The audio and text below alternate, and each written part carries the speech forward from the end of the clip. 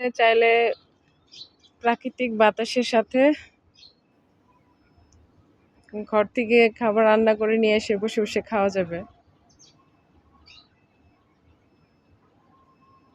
অবশ্য এটা হয় না কখনো করাই, তো চাইলে করা যেতে পারে।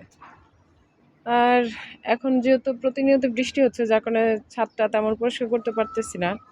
যখন দেখা যাবে যে একদম বৃষ্টি কমে গেছে, তখন ভালো করে ঘষে শিউলিগুলো উঠায় ফেললে ছাদে আসতেও ভালো লাগবে, হাঁটতেও সেফ ফিল হবে। কারণ এখন দেখা যায় যে বৃষ্টিতে একদম সারা ছাদে শিউলি পড়ে আছে, শিউলির কারণে হাঁটতেও ভয় লাগে। এর পাশে সাদা জবা আছে, কয়েকটা ফুটছে।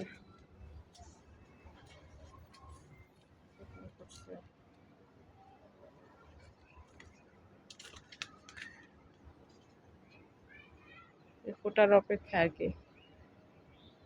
সকাল সকাল সুন্দর ফুটেজ আসছে, আর কিছুক্ষণ পরেই ফুটে যাবে, 10টার দিক দিয়ে মেবি একদম সম্পূর্ণ ফুটে যাবে। আর ওই পাশে আছে রেড কালার। এটা চারাই বেশি করা উচিত, কারণ দেখা যায় বিভিন্ন পূজা থেকে শুরু করে রূপচর্চা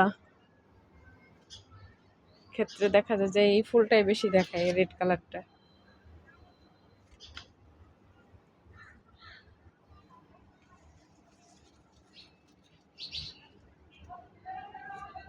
জানাবেন আমাদের ছাদ বাগানটা কেমন হয়েছে। যদিও অন্যান্য মানুষদের মতো এত সুন্দর না, আমাদের ছাদটা খুবই অগোছালো, তেমন সময় দিতে পারি না ছাদে।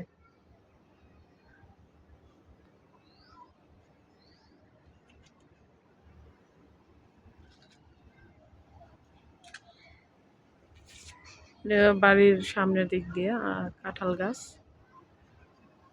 আর এখানে আম গাছ আছে। এই যে পেঁপে গাছটায় কয়েকটা পেঁপে হয়েছিল, ভালোই খেতে, খুব স্বাদ। এর পাশে আরেকটা আম গাছ আছে।